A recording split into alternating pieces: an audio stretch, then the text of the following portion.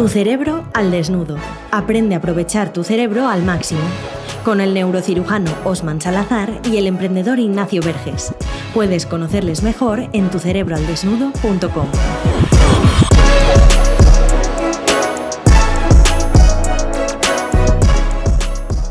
Te damos la bienvenida una semana más al podcast de Tu Cerebro al Desnudo y estamos aquí con un invitado de honor en el que vamos a desnudar su cerebro y también vamos a hablar de biomecánica porque tenemos a Johnny Berry, que es técnico de deporte con amplia experiencia en biomecánica aplicada sobre todo al gesto deportivo y al alto rendimiento en el deporte. Así que hoy estamos aquí con Osman, que tiene su conocimiento del cerebro, con John, que tiene el conocimiento de biomecánica, y vamos a ver esos puntos en común que ya hemos estado hablando ahora y hay muchos por ahí. Así que, ¿qué tal estás, John? ¿Qué tal estás, Osman? Pues bien, muy bien, y muchas gracias por la invitación y la verdad es que muy contento y muy motivado de estar aquí. Perfecto, John, bienvenido al podcast y bueno, vamos a intentar encontrar esos puntos en común. Eso Muy es. bien. Te he presentado yo, pero no sé si me he dejado algo, entonces siempre empezamos preguntando, pues, ¿quién es Johnny Berry? Si quieres añadir algo más. Bueno, pues como has dicho, Johnny Berry es un técnico del deporte, por eso poco más o menos vamos a decir que me puede reconocer alguien por la calle. Los técnicos del deporte, sobre todo los que no trabajamos, por ejemplo, en primera división de fútbol profesional, pues no es que seamos especialmente conocidos, ¿no? Al fin y al cabo, pues esto es una realidad. Pero sin embargo sí que soy un apasionado del trabajo que tengo y lo he sido desde mucho tiempo atrás, ¿no? Yo siempre he vivido vinculado al deporte, era deportista practicante, luego pues realicé estudios superiores en licenciatura de Educación Física y Deporte y mi vinculación siempre ha sido a los deportes cíclicos y más concretamente al ciclismo, ¿no? Yo era ciclista o pretendí ser ciclista, llegué hasta donde llegué porque el desarrollo deportivo en un momento dado pues ves que no das para más como ciclista y bueno, te lo tomas de otra manera, ¿no? Y siempre he tenido una vinculación muy estrecha con el mundo de la bicicleta. Luego pues también he hecho algo de carrera a pie y bueno, y luego vamos a decir que hay una etapa de una fuerte vinculación pedagógica, didáctica, un poco de quizás de tratar de transmitir conocimientos que había adquirido cerca de las experiencias que iba teniendo. Y ahora pues me muevo un poco en todos los niveles porque pues gracias por ejemplo a influencias como las vuestras pues ver lo importante que puede ser en un momento dado el que tú, ya no hablamos del técnico deportivo, hablamos de la persona seguramente, lo importante que puede ser que alguien como yo que está ya a punto de cumplir el medio siglo pues se dedique a aprender nuevas estrategias motrices, ¿no? O sea, nuevos movimientos, ¿no? O nuevas técnicas y ponga dificultades. ¿Para qué? Pues para que lo que hasta ahora era fácil porque ya sabías hacerlo, porque llevas en realidad toda la vida haciéndolo, pues sales un poco de la zona de confort y te dedicas a hacer cosas que no tienen absolutamente nada que ver con lo que hacías hasta ahora. Simplemente, pues por estresar, por así decirlo, al cerebro de una manera más o menos agradable. Con lo cual, pues bueno, pues hemos llegado hasta aquí en esta explicación así un poco rápida. Pero bueno, sí, el movimiento al final es un poco lo que ha constituido el hilo comunicador de toda esta vida y de toda esta historia. Y ahora mismo pues me apasiona todo lo que tenga que ver con motricidad humana, incluso saliéndome del estricto mundo de la actividad física y del deporte como se podría entender, porque bueno, pues por ejemplo hace poco he estado viendo un espectáculo de ballet que es una forma de motricidad que nada tiene que ver con el deporte desde el punto de vista competitivo, ¿no? Pero que es muy interesante desde el punto de vista cómo personas a través de su motricidad humana pueden contarte una historia, ¿no? Pues todo eso me resulta muy atractivo. Ahora vamos a entrar yo un poco más en la trayectoria porque ya veo que hay miga, pero siempre empezamos con una pregunta para romper el hielo de ahora mismo, ¿cómo te encuentras del 1 al 10 a nivel cerebral? ¿Cómo de fuerte te encuentras? 9 podría ser, 8, 9, más alto que bajo seguramente. Estamos teniendo buenas notas, Osman, aquí siempre hay casi sobresalientes, te diría, ¿eh? Claro, es que los invitados que vienen al podcast saben que No vienen con un cerebro cualquiera, a tope. Bueno, la verdad que John has tocado temas muy, muy importantes e interesantes para la gente, ¿no? Yo creo que lo más importante es ir como que tumbando ciertos, más que mitos en este caso, que es como el paradigma de nuestro podcast, es ciertos conceptos erróneos, creo yo. Por ejemplo, uno que tú has tocado precisamente es el hecho de cómo estimular nuestro cerebro o cómo acceder a él a través de el movimiento corporal, en toda la extensión del término, ¿no? Normalmente consideramos que el tener conocimiento, el saber de algo, es distinto a el poder hacer algo a nivel físico. Entonces, esto es una de las grandes, como creo, de los grandes errores de concepto del aprendizaje, sobre todo, y del conocimiento del cerebro en general, que es tratar de forma independiente y divorciada saber conocimiento, teoría, de aprender algo práctico. Incluso, ¿no? Hasta a nivel académico se divide en aprendizaje semántico y en el otro aprendizaje procedimental, ¿no? Y como iremos viendo más adelante en el podcast, no, esa frontera, esa división no es del todo tan así. De hecho, al contrario, se potencian mutuamente, ¿no? Entonces, aspectos como el baile, como bien decías, el ballet o el movimiento libre no competitivo, también implica nuestros cerebros y nos ayuda a estimularnos cognitivamente. Así que lo que has descrito, la forma en la que has llegado aquí donde estás, me parece una vía muy interesante.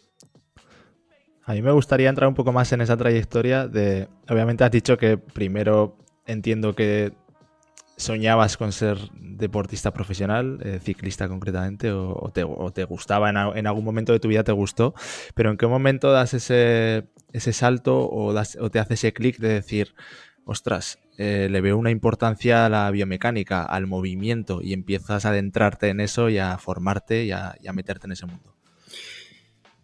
Bueno, pues evidentemente el disparador quizá de eso es cuando asumes que tu carrera deportiva como deportista pues tiene unos límites. Tú ya te das cuenta que no eres tan bueno como otros que te rodean.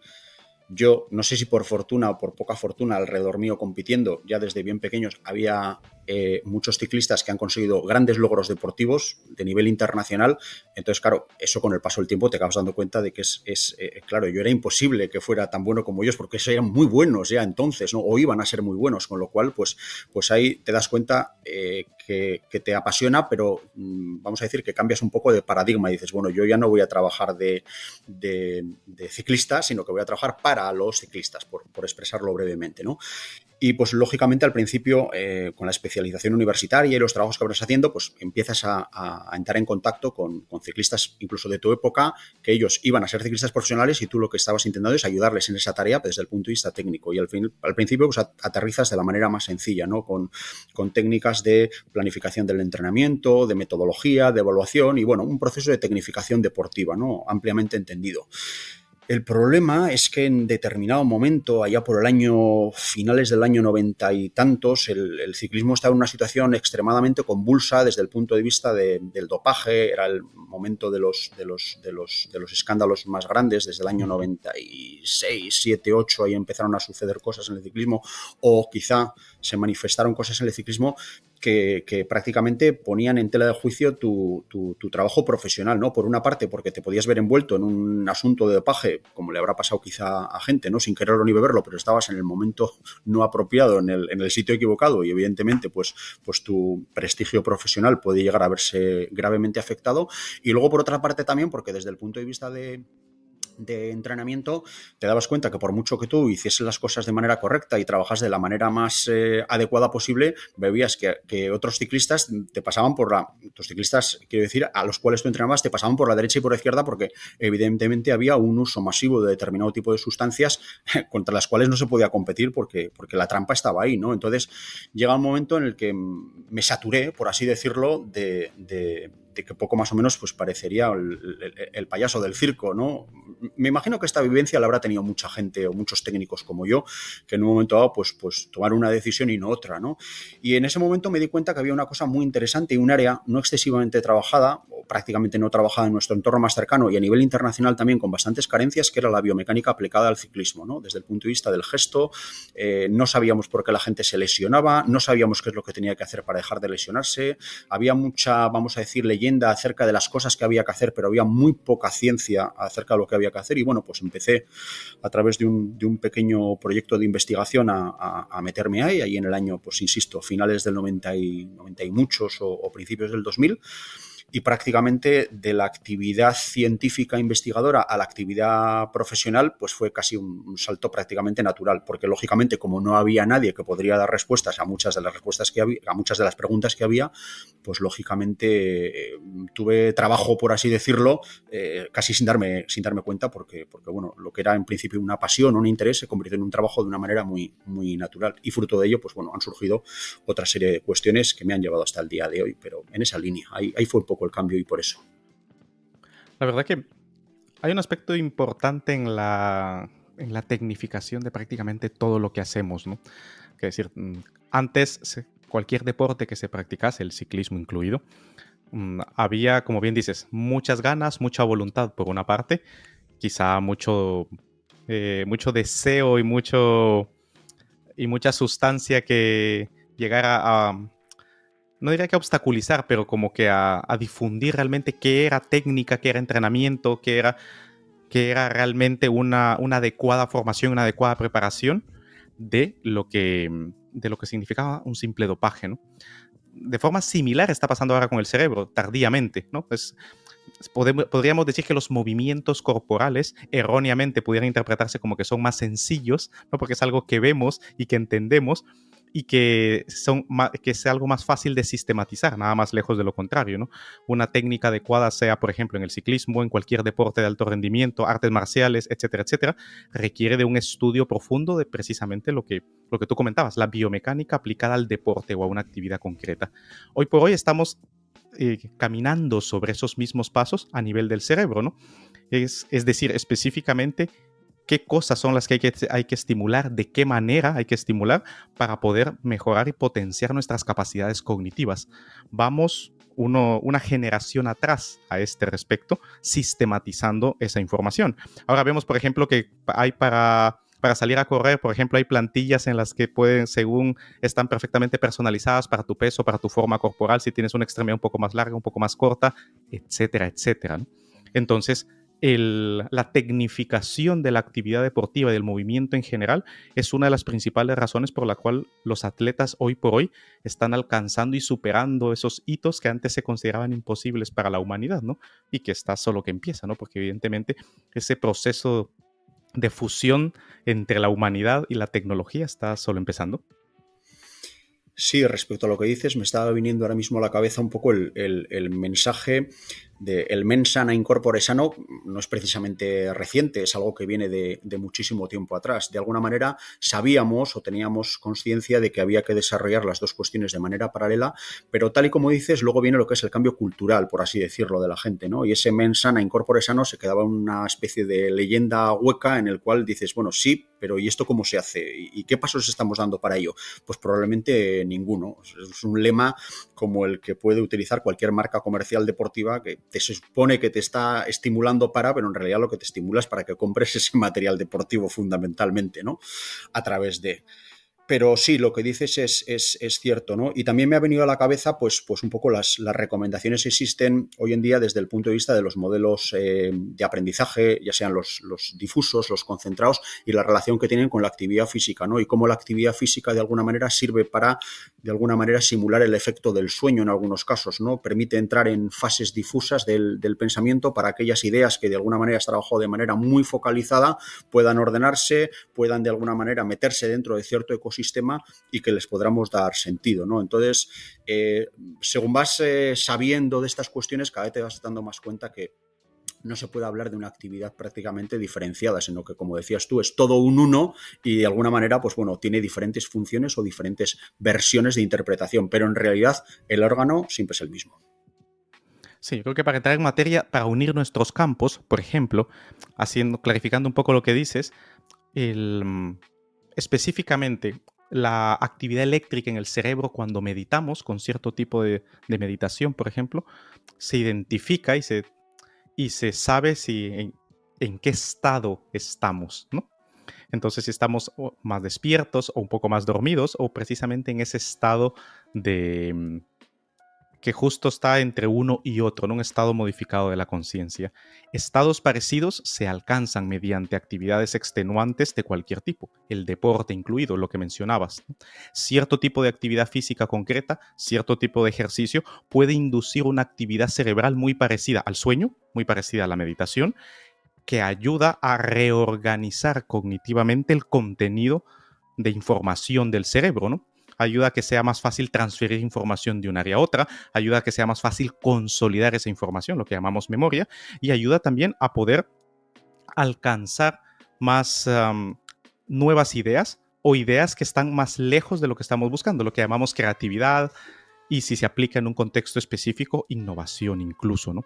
Entonces, la verdad que el permitir entender que el cuerpo está cada vez menos separado de lo que llamamos mente es fundamental. Y concretamente, un aspecto específico que siempre menciono, por ejemplo, las personas que utilizan mucho el cerebelo debido a la actividad que hacen. Ejemplo, gente que baila, cualquier tipo de bailarín, gente que hace actividades que requieran de mucho equilibrio, dígase trapecistas, dígase lo que fuese, ¿no? El cerebelo es de hecho por eso se llama pequeño cerebro, ¿no? Que como tú bien sabes, además de encargarse de la estabilidad, de encargarse de la precisión de los movimientos, que eso es algo por lo que todos le conocemos, también sirve como un cerebro de apoyo, literalmente desde el punto de vista cognitivo, de cara a la velocidad de procesar la información e incluso la regulación de los estados de ánimo. De allí que el deporte, concretamente una actividad física específica, nos ayuda a estar mejor cognitivamente y a regularnos mejor emocionalmente. Sí, la verdad es que lo has descrito perfectamente, ¿no? Hemos hablado del el poder que tiene ese ejercicio, se le llama ejercicio aeróbico, ejercicio de resistencia de baja intensidad. Si sería extenuante, no serviría exactamente para lo mismo.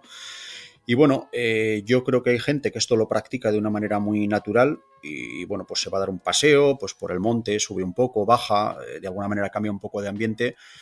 Y quizá lo que habría que puntualizar es eso, ¿no? Que igual si sales de casa con tu bicicleta o vas al gimnasio ahí a mover pesas de cualquier manera y simplemente pues intentando hacer el ejercicio de manera no controlada, quizá no obtengas el mismo efecto, ¿no? Sino que tiene que haber una especie de tutorización acerca del tipo de actividad física que hay que hacer y las consecuencias que ello tiene, ¿no? Pero bueno, simplemente estamos hablando de una de las cuestiones que relaciona precisamente eso, ¿no? La capacidad, como tú has dicho, de aprendizaje, de creatividad o incluso imaginativa respecto al apoyo que puede tener por parte de la actividad física, y esa relación es poco discutible ahora mismo, sí. Sí, mira, uno de los servicios que ofrecemos en nuestro proyecto es precisamente la asesoría cognitiva a atletas de alto rendimiento, ¿no? No tanto la parte física ni la nutricional, porque ya tienen, evidentemente, esta gente tiene en su equipo específicamente a profesionales destinados a cada una de esas áreas, pero luego la parte del coaching mental. Bueno, coaching es una palabra que no termina de gustarme, pero es como se maneja en el medio, ¿no? Entonces, una de las cosas que diferenciamos claramente, y si me gustaría intercambiar esto contigo, es la fase del entrenamiento, es decir, la práctica deliberada cuando se está entrenando algo específicamente para adquirir esa habilidad y pulirla, que es totalmente distinto el mindset, el modo cerebral que se tiene que tener cuando se va a hacer el performance, cuando se va al día del partido, cuando se va al día de la competición. Son dos formas de pensar completamente distintas y dos formas de desplegar la unión cerebro-cuerpo completamente distintas. ¿Cuál es tu visión al respecto del punto de vista de la biomecánica? Bueno, pues hablaría un poco inicialmente basándome en la experiencia, ¿no? Y la fotografía que me venía a la cabeza mientras tú hablabas, ¿no? Estaba pensando en dos tipos de deportistas que son relativamente identificables por aquellos que estamos trabajando mínimamente en el mundo del deporte, ¿no? Hay muchos deportistas que son campeones en el entrenamiento y luego no son grandes competidores en el momento competitivo, ¿no? Son capaces de focalizar muchísimo la atención en el momento de la tarea que se le requiere por parte de un entrenador, pero un entorno de estrés, vamos a decir, relativamente bajo, ¿no? Pero claro, eso repetirlo en el momento de competir, pues muchos de ellos suben un exceso de activación y no son capaces de hacer en la competición lo mismo que son capaces de hacer en el entrenamiento. Y sin embargo hay otro tipo de deportista que, bueno, en el entrenamiento parece que siempre va como a rastras, que no acaba de darlo todo, que sabes que es un poco, entre comillas, se me permite, un poco baguete, ¿no? Y esto, pero sin embargo llega el día de la competición y llega la cantidad, por así decirlo, de de estrés que le pone, es un gran competidor, una gran competidora, y ese día pues es capaz de dar lo mejor de sí mismo. Está claro que son estereotipos, no todo el mundo está en el grupo A o en el grupo B, ¿no? Pero son dos clases de formas de afrontar este fenómeno que has descrito que son muy típicas y muy conocidas por cualquiera que ha trabajado en el mundo del deporte, ¿no? Entonces, bajo ese prisma, vamos a decir que lo ideal sería tener lo bueno del uno y del otro, porque si pensaríamos que aquel que hemos descrito como no, compite muy bien, pero bueno, entrenando tampoco es capaz de, bueno, hay que pensar que claro, si tú no practicas, si tú no entrenas, darás lo mejor de ti mismo de lo que hayas podido entrenar en un momento dado, pero si has entrenado poco, no lo has entrenado de una manera excesivamente focalizada, serás el mejor posible, pero no el mejor de los posibles respecto a otros, por ejemplo, ¿no? Que te obligan a mejorar. Entonces, habría que balancear estas cuestiones y saber ser capaz de poner la cantidad de foco y de atención a cada uno de los momentos necesariamente, ¿no? Entonces, entre esos dos perfiles tiene que haber una especie de mezcla de ambos dos, que sería, por así decirlo, el ideal, y que la verdad es que encuentras poca gente dentro de ese subgrupo. Pero aquí, por ejemplo, nosotros sabemos del tenis porque tenemos un cliente que está en el mundo del tenis, pero seguro que en el ciclismo también encontramos una relación. Hay un libro que habla de esto que se llama El juego interior del tenis y te explica cómo si durante la competición te estás centrando en el movimiento en sí, te está manejando la mente egoica, entonces al final tú crees que te estás concentrando más, pero lo que estás haciendo es ponerte más nervioso y fallar más. Sin embargo, cuando pones la mente en blanco, como tu cuerpo ya lo has entrenado en el entrenamiento, ya sabe lo que tiene que hacer, ya sabe los movimientos que tiene que hacer, y ahí es donde entras en un estado como de flow en el que de repente te salen las cosas. Tú que hablas tanto, claro, supongo que con los ciclistas de élite trabajaréis mucho el control del movimiento para que no se lesionen y para que obviamente puedan tener un buen rendimiento. ¿Hasta qué punto esta gente que están en la élite luego son capaces de en esos momentos clave saber tocar esas teclas adecuadas en su cerebro o en su cuerpo para ganar la competición o para superar ese rendimiento? Bueno, pues paradójicamente, y me imagino que esto sorprenderá a más de uno, en realidad los deportistas de élite, hablamos del caso del ciclismo, en este caso por centrar un poco el tiro y porque es el área donde me manejo más con más comodidad, ¿no? Las tareas de aprendizaje son realmente igual de dificultosas o igual de no dificultosas que lo pueden ser con una persona relativamente normal. No me refiero al resultado final, sino al proceso en sí mismo, ¿no? Entonces tienes deportistas de élite que son capaces de aprender, que son capaces de modificar el gesto, que permeabilizan las instrucciones motoras y son capaces, a partir de cierto grado de práctica, de modificar ese gesto, y hay otros que no lo son en tanta medida, bien sea porque no lo ven, porque no lo creen, porque no son capaces de interiorizarlo. Y entre medias de esos dos extremos, pues te puedes encontrar el que intenta y mejora un poco, pero no tanto. La verdad es que el cambio de una técnica deportiva, independientemente de que la del ciclismo podría parecer desde fuera que al ser un deporte cíclico es más fácil que, por ejemplo, cualquier otra, que, pues por ejemplo, un saque de tenis que tendrá mayor complicación porque, en definitiva, se trata de un movimiento de cadena libre que se llama, tiene también sus pequeñas complicaciones, ¿no? Y estas complicaciones, pues nos cuesta muchísimo cambiarlas, porque cualquier cambio motor es un cambio de hábito muy profundo, ¿no? Para que la gente lo entienda. Es un poco la misma sensación que tienes pues, cuando cambias de teléfono móvil o de algún dispositivo que estás acostumbradísimo a utilizarlo, vamos a decir, con la parte menos consciente. Has desarrollado tus propios heurísticos para poder en un momento dado ir más rápido con ese dispositivo y claro, cuando el dispositivo no funciona tal y como tu cerebro sabe que tiene que funcionar o está preparado para que funcione, pues ahí empiezan los problemas. Y hay quien tiene más capacidad para interiorizar esos nuevos procesos y acostumbrarse a ellos, sí, y hay quien no la tiene y quien se desespera y quien no quiere saber nada. Pues el proceso del aprendizaje del gesto sucede exactamente igual y ahí hay componentes que son muy interesantes. De hecho, ahora mismo es la parte que más tiempo me ocupa desde el punto de vista de trabajo, de intentar reforzar y mejorar esos procesos de aprendizaje, intentar facilitar que aquellos que no tienen, vamos a decir, una aproximación demasiado benigna a esa modificación del gesto puedan hacerlo, ¿no? Pero la verdad es que es un campo terriblemente amplio, bastante desconocido y en el cual creo que todavía tenemos que saber mucho más y tenemos que investigar y tenemos que practicar mucho más para poder llegar a conclusiones fidedignas, porque hoy en día creo que estamos trabajando de una manera bastante empírica y con bastante ensayo-error, ¿no? Pero bueno, estamos trabajando en ello al menos. Sí, la verdad que aquí tocas temas creo que de mucha importancia entender cómo es que funcionan realmente, ¿no? Voy a retrotraerme un poquito en la entrevista y es con respecto a lo de el mundo real versus el entrenamiento. Aquí pondré una anécdota personal. Yo recuerdo que, o sea, yo vengo de las áreas marginales de Guatemala, en donde tenías que pelear para sobrevivir, literalmente. Y yo recuerdo cuando ya pasé esa fase, ya en la adolescencia, llegaba a la universidad, y en algún momento, pues es una sociedad donde los problemas se arreglan dialogando menos y peleando más. Y a la hora de combatir con alguien que era un cinturón negro, por ejemplo, en lo que tú quieras, taekwondo, karate do, lo que fuese, había una gran diferencia en alguien que ha tenido que pelear en la calle para sobrevivir, te lo digo por experiencia, y alguien que va a un gimnasio y que va a entrenar 3-4 horas al día para ganar una serie de danes de un cinturón, ¿no? Es completamente diferente. Cuando llegaba el momento de realmente en el que la salud o la integridad física de forma real estaba en riesgo, en donde no hay reglas, en donde realmente está todo en riesgo, cambia completamente. La habilidad motora de estos segundo, tercer, cuarto dan se paralizaba por completo. Y un peleador callejero con poca o nula instrucción, pero acostumbrado literalmente a los golpes de la vida, veías que los barría por completo, ¿no? Esa diferencia en lo que está en juego. Eso por una parte. Y por la otra, lo que mencionabas de cuando cambias un movimiento estás cambiando profundamente quién eres incluso.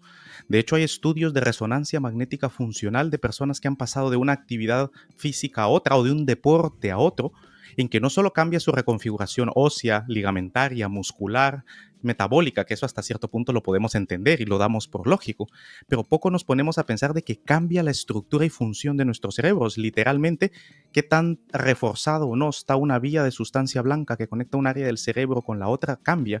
Un ejemplo paradigmático, aunque no se le hizo una resonancia magnética funcional, fue Michael Jordan, cuando pasó de jugar baloncesto a jugar béisbol, tuvo que cambiar completamente su anatomía, evidentemente.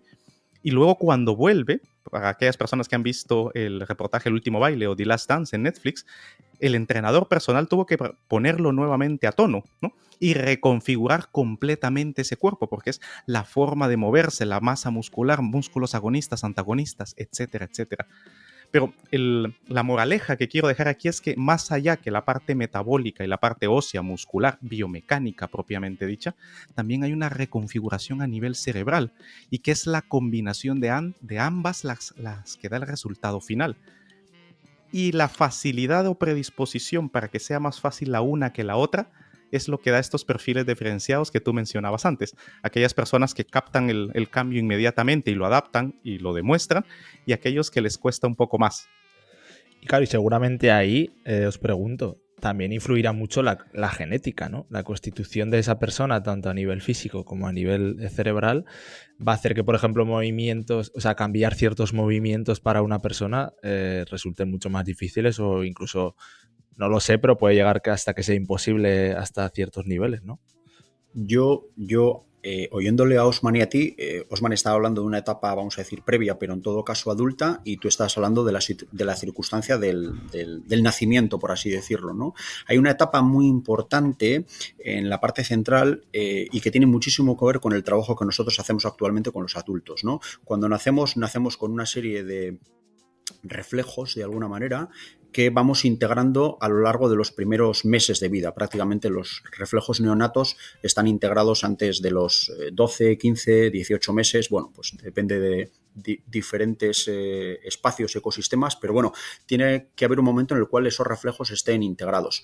Estos reflejos son de mucho tipo. Quizá el más conocido de todos es cuando le das un dedo a un niño y te lo agarra independientemente de que no sepa ni lo que está agarrando ni por qué. Es el reflejo parensil que se llama, ¿no? Pues como ese reflejo hay muchísimos más y se ha estudiado mucho de alguna manera cuál es la posibilidad que tenemos de integrar esos reflejos y el desarrollo motor que vamos a tener posteriormente. Entonces, si en esas primeras semanas prácticamente de vida, en algunos casos, porque todos los reflejos no duran exactamente lo mismo y la forma de integrar no es exactamente igual, eso no se hace de una manera correcta, vas a tener muchos problemas desde el punto de vista de adaptación a cuestiones motoras en el futuro. O sea, nosotros ahora mismo somos capaces de alguna manera poder diagnosticar quién no ha tenido una integración de un reflejo en el momento del neonato correcta porque no es capaz de adquirir una capacidad de movimiento que le estamos pidiendo en un momento dado.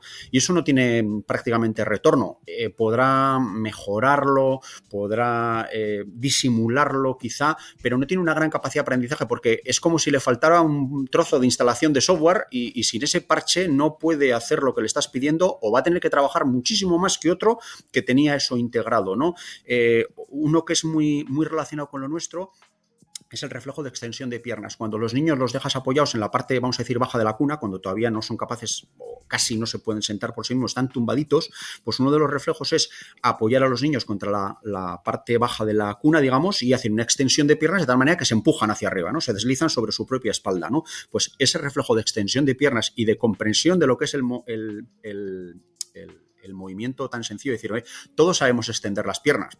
Podríamos decir que el 99,9% de la población, excepto aquellos quizá que puedan estar impedidos, ¿no? Motormente. Sin embargo, ese reflejo se puede integrar mejor y peor. Entonces, ya depende de cómo sepas extender las piernas, con qué calidad de movimiento seas capaz de hacerlo y hasta qué punto eso puede llegar a ser efectivo. Bueno, pues tiene que ver directamente con ese reflejo y esa integración, ¿no? Entonces, tú has hablado, Ignacio, de las cuestiones genéticas, que son prácticamente cómo llegas a este mundo, pues toda la parte fetal en la cual tengo menos experiencia, pero sí que muchísimo más conocimiento de esas primeras semanas de vida que va a determinar hasta qué punto luego vas a tener facilidad o no para aprender una serie de movimientos o una serie de habilidades motoras relacionadas con integraste o no integraste bien estas capacidades motoras en tus primeras semanas de vida. Pues es un tema realmente muy interesante.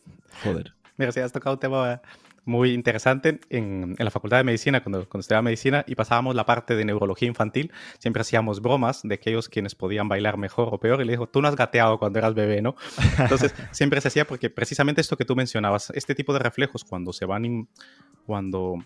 van integrando en la actividad diaria del neonato, que luego pasa a ser lactante, es como vienen integrados ya en el software de diseño por defecto de nuestro cerebro, precisamente porque desde el punto de vista evolutivo los vamos a necesitar.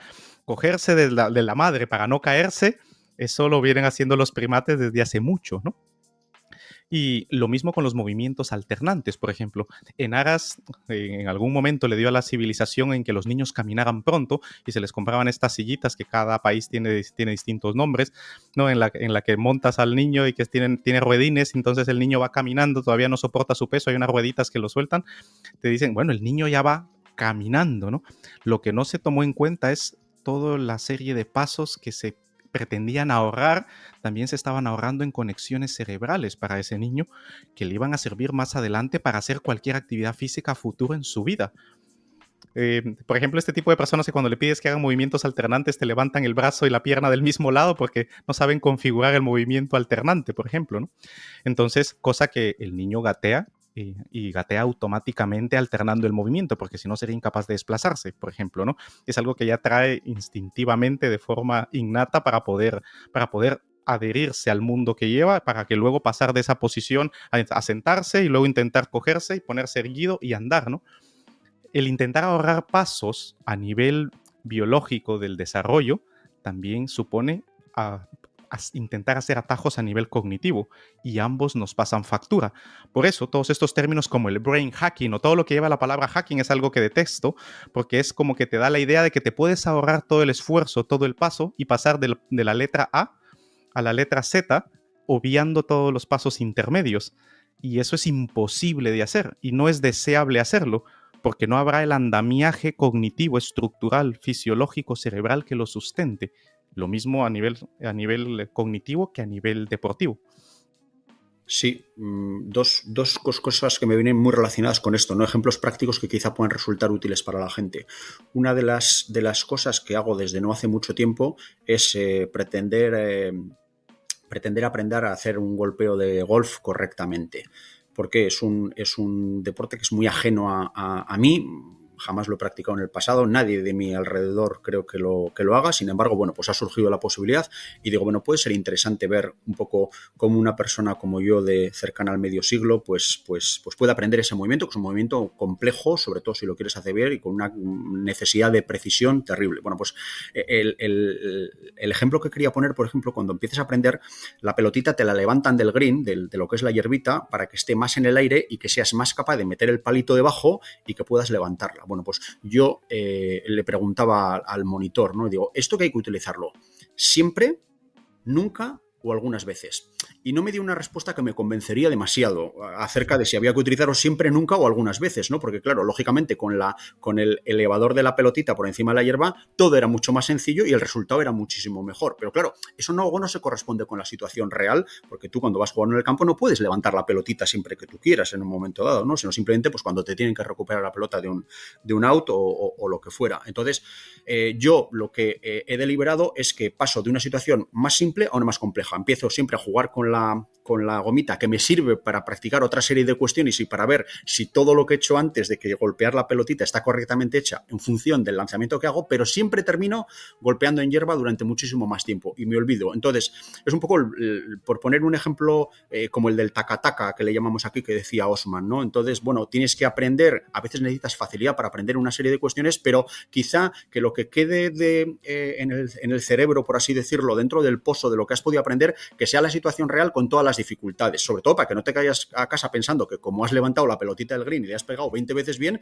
has aprendido a jugar. Digo, no te equivoques, en el momento que te quiten el biberón no vas a ser capaz de golpear exactamente igual la pelota, ¿no? Entonces, bueno, pues me parece que son procesos, por así decirlo, de aprendizaje dentro de los gestos que podrían ser útiles o que corresponden con una metodología, ¿no? De lo simple a lo complejo, pero a poder ser pues intentando respetar las cuestiones de aprendizaje más generalistas. Y sobre todo por tocar ya el tema de consecuencias que tienen todos estos movimientos, que nos hablabas off the record del tema de las lesiones.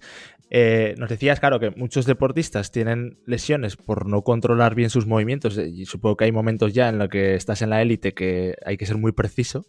Y nosotros siempre hablamos aquí de que el cerebro no lo puedes controlar, siempre hablamos más de la palabra gestionar, porque hasta cierto punto es complicado.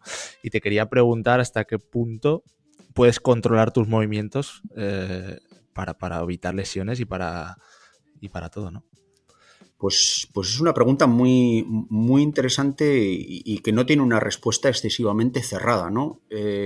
Vamos a saltar un poco a otro espacio, ¿no? Nos vamos a ir al fútbol, que es un deporte conocido por prácticamente todos, y a la lesión más típica, que es la lesión que se produce por rotura de todo el paquete isquiotibial, ¿no? La parte de la pantorrilla, la parte del muslo trasera de la pierna es la diana, por así decirlo, de lesiones de los futbolistas. Lesiones además son de tipo muscular grave, hay roturas y esas roturas no se pueden fijar fácilmente y llevan semanas, meses desde el punto de vista de pérdida. De hecho, cuando hoy en día se fichan jugadores, una de las cuestiones a las que se atiende es a la lesionabilidad en determinados puntos diana, porque claro, ese jugador cuesta mucho dinero y el hecho de que se podría lesionar de determinados sitios o se haya lesionado previamente en determinados sitios influye directamente en su valor, más allá de lo que podría ser el hecho de que sea buen jugador, más o menos. La lesionabilidad como factor controlable desde el punto de vista económico. Bueno, pues en esta situación y en este caso, en esa lesión, el músculo se rompe porque el rango de movimiento que está preparado desde el punto de vista de fuerza que tiene que hacer en ese movimiento, sobre todo suele suceder a veces en lances del partido donde tienen que meter el pie para llegar a una bola que está lejana y en un momento dado, cuando arrancan de ese movimiento, se hace un sobreestiramiento de ese músculo y se rompe. Llega a un nivel en el que la fuerza externa y la tensión que son capaces de soportar desde el punto de vista muscular no están equilibradas y por lo tanto el músculo se rompe. Es una lesión, insisto, la más clásica que existe dentro del mundo del fútbol.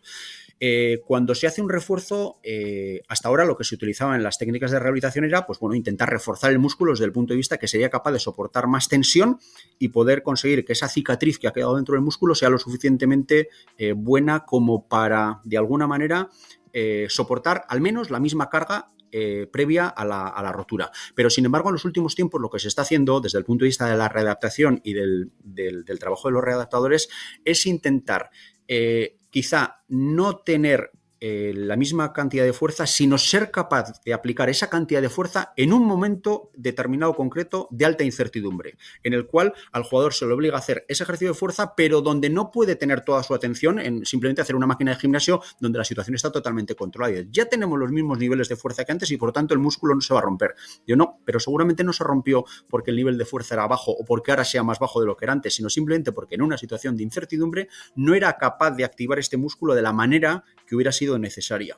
Entonces, por responder a tu pregunta, en la medida que esas labores de respuesta, vamos a decir, del movimiento en alta incertidumbre y en situaciones que no pueden ser controladas por el propio futbolista, sea capaz de aplicar esa cantidad de fuerza, pues sobrevivirá mejor y será, vamos a decir, menos pasto de las lesiones. Sin embargo, en aquellas situaciones donde esta parte de la recuperación de eres capaz de hacer este gesto, pero cuando alguien te está empujando, cuando te estás cayendo, cuando tienes que estar atendiendo a una pantalla donde pone cosas y tienes que estar pensando en no sé qué, eres capaz de aplicarlo ahí. Eso es lo que sería una recuperación integral. Y vuelvo a lo de antes. Lógicamente, pues los que hagan estos trabajos, pues hay quien va a tener capacidad, por así decirlo, de mejora y de adaptación respecto a la situación anterior a la lesión, por ejemplo, y quien quizá pues no sea capaz de activar ese músculo con la tensión necesaria en ese momento respecto a otra tarea que se esté desarrollando y de alguna manera pues sea más vulnerable ante ese tipo de situaciones. Mira, es muy interesante porque voy a continuar con lo del fútbol, principalmente porque acaba de terminar la Copa del Mundo y a mucha gente le interesan cierto tipo de cosas, pero previo voy a tocar una anécdota personal. Yo hace algunos años, yo ahora mismo acabo de recién cumplir 36 años, y hace algunos años practiqué el parkour, o free running, o vamos, lo que se dice ir saltando bancas por la calle, vamos.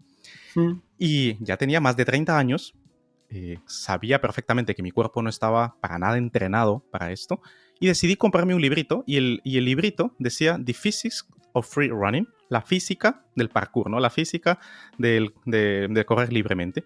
Y me ayudó muchísimo a entender una serie de factores, desde el punto de vista de la física directamente, de las alturas, etcétera, etcétera, y luego de la biomecánica corporal. Al punto en que lo practiqué por año y medio, a un nivel 2, 3, incluso hasta 4 veces por semana, y haciendo cada vez cosas más estéticamente más interesantes, y nunca tuve una lesión, jamás. Y no lo decía porque mi cuerpo estuviese físicamente bien adaptado, sino que lo que sí es que iba haciéndolo muy, muy progresivamente.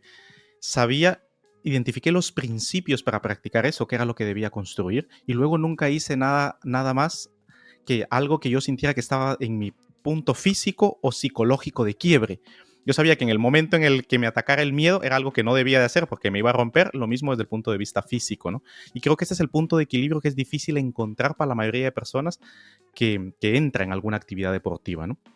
Dejo esta anécdota allí y luego te envío dos preguntas. La primera es que se dice que la gente que llega al final en el fútbol, siguiendo con el tema del fútbol, influye mucho el qué tanta conciencia tenga de su propio cuerpo para disminuir la probabilidad de lesiones. Eso hace que tengan una carrera más exitosa, ¿no? A esta vía, Cristiano Ronaldo y Messi, los vamos a mencionar porque son personas muy mediáticas y todo el debate que hay al respecto, llegan de dos formas distintas. Messi, siempre que le entrevistan, él comenta que él sabe cómo está. No le preguntes cómo, no le preguntes por qué. Además, le es difícil transmitir la forma en que lo hace porque es de forma natural. Mientras que Cristiano Ronaldo se tiene a sí mismo muy bien estudiado a nivel físico, con preparadores físicos y tal. Ambos se conocen muy bien, ambos han tenido prácticamente muy pocas lesiones, motivo por el cual han llegado al pico deportivo en el que están. Mi pregunta para ti es, ¿cómo para... Uno, la persona que tiene un talento natural para esa conciencia corporal, cómo potenciarla, y luego para aquellos quienes no la tienen tan desarrollada, cómo se podría entrenar para practicar un deporte de alto rendimiento? Momento de dar una pausa a tu cerebro para aprender mejor. Es una pregunta muy buena porque conlleva bastante dificultad el contestarla de una manera sintética y que sea lo suficientemente entendible por quizá quien nos esté oyendo, ¿no? Lo que parece bastante claro, o hay un consenso suficientemente amplio acerca de esto, es que es muy importante para ganar esa conciencia de la que hablamos respecto al cuerpo y respecto al movimiento, el intentar aplicar la cantidad de incertidumbre justa. Esto podría ser un hecho fundamental. Y ahí es donde está la dificultad quizá para saber exactamente cuál es la cantidad de incertidumbre que tengo que aplicar. Tú has dado un límite que parece bastante lógico, ¿no? Si me da miedo no voy a hacerlo porque igual me lastimo, entonces mi cerebro me está diciendo que no se ve capaz de poder acercar eso. Nos iríamos al límite superior de esa dificultad. Por eso se puede lesionar a un futbolista, porque mete el pie cuando no tenía que meterlo, donde no tenía que meterlo, pero porque tenía que meterlo. Entonces, claro, pues de ahí surge la lesión, digamos, ¿no? Y luego nos vamos a la otra situación. Hoy en día yo creo que cada vez menos, afortunadamente, pero está todos los procesos de aprendizaje de los niños que están en los campos de fútbol, donde las situaciones en algunos casos están demasiado mediatizadas y están demasiado controladas como para saber qué es lo que se tiene que hacer y que el grado de incertidumbre sea ninguno en realidad, que sea una tarea totalmente repetitiva, que como no hay grado de incertidumbre y pues esos pequeños jueguitos controlados donde se sabe qué va a pasar y hay una tarea motora que no digo que no tenga su dificultad, pero que esa dificultad acaba siempre siendo la misma, por así decirlo. Claro, no te obliga de alguna manera a tener que estar tomando permanentemente decisiones porque resulta que otro, pues no sé, imagínate que jugásemos a fútbol atados por la mano, ¿no? Claro, yo voy a hacer cosas, pero resulta que tengo uno atado al lado, por lo tal, tenemos que pensar los dos más o menos lo mismo para no ir en direcciones contrarias. Bueno, hay infinidad de cantidad de juegos donde se pueden generar situaciones de incertidumbre añadidas y todo eso va a ser un proceso de enriquecimiento, ¿no? Desde el punto de vista de situación global. Vemos muchas veces hoy en día a los jugadores de fútbol entrenando, pues por ejemplo podría ser un portero o un jugador que están encima de una superficie que es muchísimo más inestable que la que suele estar él normalmente, devolviendo el balón, chutando, rematando, haciendo lo que sea. Y dices, ¿pero para qué hace eso si nunca va a estar montado encima de una bola en la cual prácticamente no puede estar quieto? Precisamente lo que está haciendo es aumentar el nivel de incertidumbre para ganar conciencia. ¿Cómo se gana esa conciencia? Pues enseñándole al cerebro que cualquier situación, por así decirlo, podría ser posible desde el punto de vista de equilibrio y de situación, del espacio y de situación respecto a por dónde viene el balón y tengo que devolverlo, esté yo como esté. Eso sería, vamos a decir, la maximización del aprendizaje que me pregunta Osman, ¿no? Entonces, en la medida que los técnicos deportivos seamos creativos a la hora de crear situaciones de inestabilidad, de incertidumbre y donde la dificultad sea creciente, pues cada día obligaremos más y más al cerebro a que la respuesta, que sería simplemente devuélveme el balón, cada día sea más complicada, ¿no? Y yo creo que eso sería un poco lo dicho, ¿no? No hagas aquello que consideras que puede ser peligroso hacerlo para ti. Podemos aplicar esto a cualquier cuestión que se nos pueda plantear, pero siempre busca dificultad creciente y nueva, por así decirlo, ¿no? Ni siquiera se trata de que la incertidumbre sea siempre la misma, no, tiene que ser una incertidumbre distinta, donde tú tengas que obligarte a pensar ¿y cómo voy a resolver yo el problema que se me plantea, ¿no? Y cómo hacer que la dificultad cada día sea mayor por interferencia de otro jugador, por interferencia del medio, por lo que sea. Bueno, pues ahí está de alguna manera la metodología del aprendizaje del gesto deportivo, en el cual el elemento estresor debe de ser precisamente eso, el cada vez ser capaz de hacer lo mismo, pero desde una situación más complicada, ¿no? Entonces, bueno, pues eso sí que me parece un poco la respuesta quizá a lo que ha planteado Osman. Sí, la verdad que fundamental, porque nosotros cuando asesoramos a las personas que nos contratan, evidentemente no nos metemos en el campo físico de sus entrenadores, principalmente porque no sabemos. Lo que sí es verdad es que el tomar conciencia y para tomar conciencia poner atención a lo que el cuerpo es capaz de hacer es fundamental, es fundamental. Y creo que transmitir esa importancia a la población en general, incluso, porque todos en mayor o menor medida practicamos cierto tipo de actividad física. Tan así es como la postura cuando estamos en la oficina, es decir, saber si vamos a estar así, desde el punto de vista de ergonomía, ¿no? O sea, cosas tan sencillas como cómo caminar, si con los hombros así, con los hombros erguidos, etcétera, etcétera, ¿no? Desde las cosas más sencillas hasta los atletas de alto rendimiento, la toma de conciencia corporal tiene grandes beneficios a todos los niveles, desde el punto de vista mecánico de la actividad a la que vamos a hacer, eso es obvio, pero también desde el punto de vista cognitivo, el forzar a nuestra atención a enfocarla en nuestra postura, en nuestro movimiento y en nuestro cuerpo, la refuerza, eso está plenamente demostrado, y luego también nos ayuda a regularnos a nivel emocional. Tiene estos dos beneficios añadidos que no precisamente los buscaríamos, ¿no? Hay un aspecto que quería comentarte cuando surgió lo de la entrevista. Sé que esto a lo mejor no tiene una respuesta, obviamente, pero ¿tú sabes lo que es el barré? ¿Has escuchado hablar de lo que es el barré? ¿Barré? Barré, sí. Pues mira, es que es la última moda, es como el CrossFit, pero última moda, ¿no? Es decir, el CrossFit ya sabemos todos lo que es. El barré ahora es algo que integra ballet, pilates y yoga. Va dedicada principalmente a la población femenina, pero obviamente no de forma exclusiva, por supuesto, pero predominantemente, ¿no? Entonces, y está siguiendo un camino muy similar, al menos desde el punto de vista filosófico, logístico, no tanto biomecánico, físico, que el del CrossFit. Es decir, combinar distintos tipos de movimientos que son a priori muy atractivos, como el yoga, ballet, pilates, aparentemente muy saludables, e integrarlos en una práctica común y darle un bombo y una publicidad potente, ¿no? De hecho, en España está creciendo de una forma increíble. De hecho, El País hizo una publicación hace unas semanas. Mi pregunta es, desde el punto de vista biomecánico, ¿cómo ves tú que el integrar este tipo de distintos patrones de movimientos que a priori parecen comunes, pero no necesariamente tienen que serlos, puede beneficiar o perjudicar, sobre todo en las fases iniciales, en las que no está tan estudiado cómo va a funcionar, cómo esta integración funcional de movimientos puede afectar el cuerpo? Esa es mi pregunta concreta. Pues es una pregunta muy, muy interesante y que creo poder responder. Vamos a simplificarlo un poco para poder luego poner el esquema más complicado, ¿no?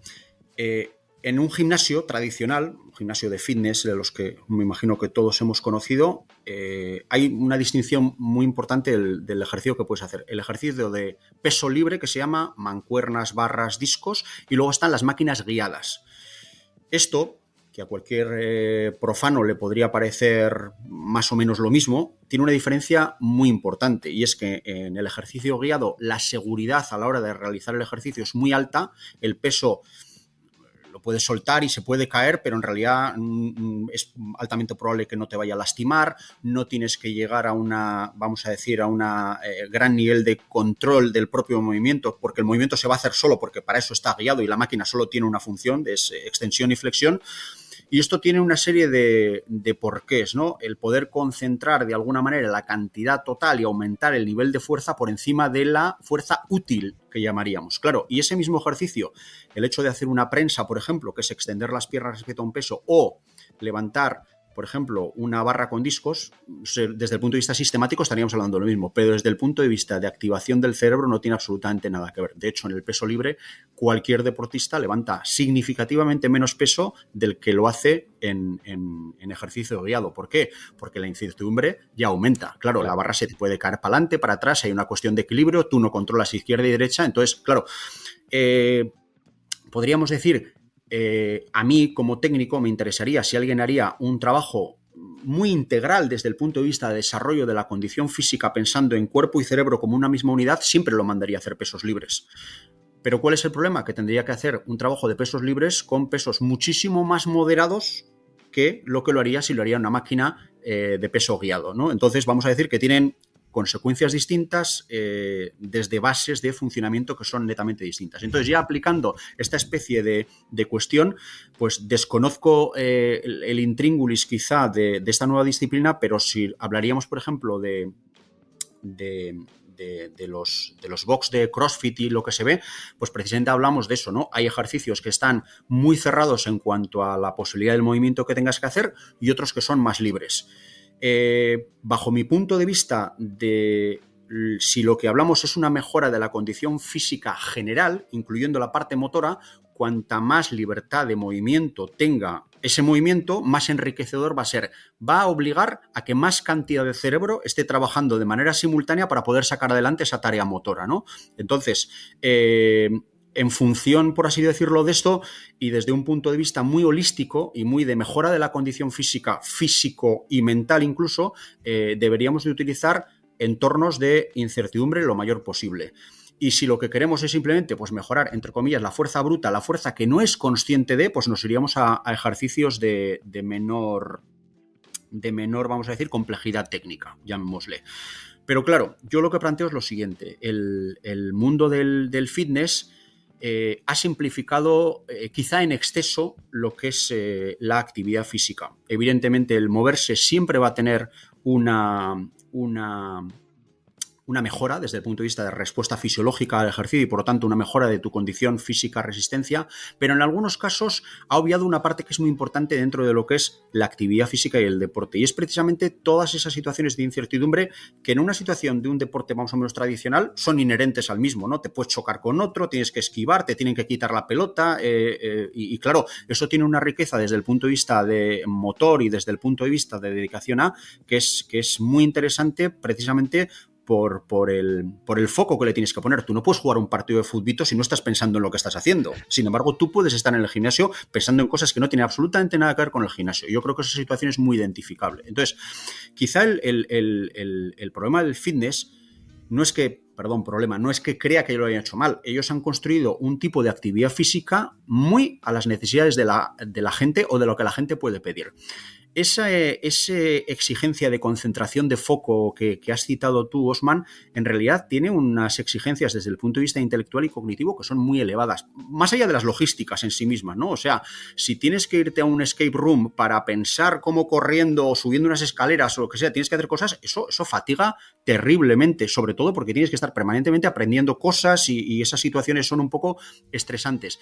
Y sin embargo, yo creo que el modelo social que vivimos hoy en día no está tendiendo precisamente a facilitar esa serie de modelos, sino todo lo contrario, ¿no? A modelos muchísimo más simplistas, fáciles de aprender y donde realmente dices, no, tú ven aquí que te vas a poner fuerte, te pongo como un armario rápidamente y si esto tiene unas consecuencias de mejora integral respecto a las conexiones mentales o que el ejercicio físico sea algo más que las adaptaciones morfológicas que puedas tener y quieres ir un poco más allá para que este ejercicio tenga una serie de consecuencias, claro, esto habría que trabajarlo muchísimo más. Y yo creo que incluso la gente no sé si estaría realmente preparada para poder recibir eso, precisamente porque es costoso, porque cuesta, porque es de alguna manera más exigente desde el punto de vista integral y quizá no responde a las necesidades de la gente que dice, a mí qué más me da que mi cerebro esté menos activado. En cuanto me vea cachas, ¿no? En cuanto me vea bien. Sí, no, yo me veo bien externamente y que el cerebro se me esté quedando un poco encogido, pues quizá es menos importante porque como no me lo van a ver, no pasa nada. En la sociedad de la imagen, efectivamente. Entonces, que yo tenga unas mejores conexiones neuromusculares, esto no se prima, por así decirlo, ¿no? Y no hay que olvidar una cosa muy importante. ¿Por qué digo esto? ¿Por qué afirmo esto con tanta contundencia? Porque hay que tener en cuenta que la gente que va a un gimnasio que no está de acceso desde la propia superficie de la calle, sube y baja en ascensor y utiliza escaleras mecánicas. Y eso ya te dice cosas acerca de las intenciones que puede tener esa persona acerca de lo que está haciendo. Y esto es muy claro. Yo hace muchos años trabajé en un gimnasio que estaba en una 7ª planta y había que coger ascensor o subir 7 escaleras. Y a mí siempre me pareció una pequeña paradoja el hecho de decir, hombre, pues si el calentamiento lo puedes hacer subiendo las escaleras. Ni las subía ni las bajaba nadie, ni siquiera. O sea, ya no era una cuestión de esfuerzo. Entonces, habiendo una situación más fácil, habiendo un heurístico, vamos a decir, en este caso físico, ¿qué necesidad tengo yo de subir las escaleras para ir al gimnasio? Y no deja de ser una pequeña contradicción, pero es cierto. Imagínate que ahora aplicamos esa forma de pensar a decir, oye, ¿usted qué quiere hacer? ¿Este ejercicio simple o este otro que le obliga a hacer determinado tipo de derivadas mentales para poder resolver el problema? Pues la respuesta parece fácil. La verdad que sí, tocas un tema fundamental, sobre todo porque vamos a volver al inicio de la entrevista y la raíz por la cual tú comentabas que tú dices, llego al medio siglo y estoy interesado, o sea, a cómo aplicar literalmente la biomecánica aplicada a un entorno como es el deterioro cognitivo, por ejemplo. Imagino que lo del mencionar el medio siglo más o menos iba por allí, ya que es realmente es la verdadera pandemia del siglo XXI, es que la mayoría de personas estamos cumpliendo años, estamos envejeciendo, nuestra tasa de crecimiento vegetativo a nivel mundial está disminuyendo, es decir, la base de la pirámide se está estrechando y evidentemente pues la población que pasará a los 50 años, los 60, los 65, podemos poner el punto de corte donde queramos, va a ser cada vez mayor. Y evidentemente el problema surge en qué capacidades cognitivas va a tener esa población que está cada vez con mayor edad. Y aquí, yo cuando doy conferencias en Madrid, normalmente el número de personas que pasa de los 50 años siempre es mayor que el número de personas menores y las preguntas que me hacen son ¿qué tipo de ejercicios, literalmente, qué tipo de ejercicios físicos puedo hacer para disminuir esto? ¿O qué puedo hacer antes para que me dé para evitarlo? ¿O qué tipo de entrenamiento cognitivo puedo hacer? Y mira, ya que estás aquí, creo que es una oportunidad de oro para poder dedicar un tiempo a esto, dada su importancia. Yo siempre he dicho que el trabajo preventivo es muy superior al curativo, sobre todo en esto, y que se tiene totalmente por negado o por poco visto la importancia de la actividad física, del movimiento per se biomecánico del cuerpo humano hacia la cognición, hacia las capacidades de pensamiento. Entonces, pues hablemos de ese tema, si te parece bien. Sí, es un tema efectivamente que me interesa, no desde hace tanto tiempo y precisamente porque uno va cumpliendo años y se va acercando a diferentes estadios de la vida, ¿no? Y ya estoy de alguna manera anticipando esa situación a mi persona, pero también estoy pensando en mis padres y el entorno de personas que han vivido conmigo toda la vida, pero que ya van teniendo una edad que de alguna manera pues empiezan a enfrentarse a situaciones pues, de deterioro cognitivo, como es lógico y normal y ley de vida. Unos antes, otros después, otras con mayor medida y otros con menor medida. Pero lo que quizá hace 10 o 15 años habría pasado por delante mío y no le habría prestado ninguna atención, ahora empieza a interesarme. ¿Por qué? Porque lo veo más cerca desde el punto de vista temporal. Entonces, esa es un poco la razón de haberlo citado. Segundo, hace ya bastantes años aprendimos de una persona que trabaja con veteranos del ejército estadounidense en un test que desarrollaba a lo largo de los años a los militares que los tratan, pues bueno, desde que están en acto de servicio, pues se alistan y ya empiezan a trabajar en el ejército. Todos los años les hacían un tipo de test, es un test de coordinación espaciotemporal en el cual también se valora algo que has citado antes, que es un poco la coordinación desde el punto de vista espaciotemporal, la bilateralidad y la capacidad que tienes para hacer un movimiento y repetirlo con los ojos cerrados. O sea, de alguna manera, cómo tienes organizado todo ese sistema espacial para poder moverte. Y en función de lo bien o mal que hagas el ejercicio y lo que te desplaces o no te desplaces haciendo ese ejercicio, pues estás cognitivamente mejor y mejor.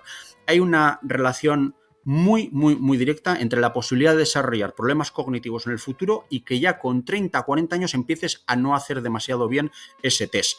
Evidentemente esas personas no tienen ni atisbo de deterioro cognitivo con esas edades. Sin embargo, ya hay un primer indicador que te dice que tienes posibilidades de tener esa serie de problemas. Con lo cual, pues si quieres algún día puedes hacer este test en medio de las conferencias que desarrollas y decir, mira, pues usted tiene este grado de posibilidad de desarrollar esta, o tiene un nivel avanzado de deterioro porque no es capaz de hacerlo, ¿no? Entonces lo que se mide es la riqueza del movimiento y el control del equilibrio. Entonces, relacionado con lo que estás diciendo, yo creo que hay que pensar en ejercicios que tengan una cantidad de incertidumbre que nos obligue a estar pendientes de lo que estamos haciendo. Un ejemplo que puede ser relativamente claro. ¿Paseamos o corremos por asfalto o paseamos y corremos por el monte? Por el monte, lógicamente. ¿Por qué?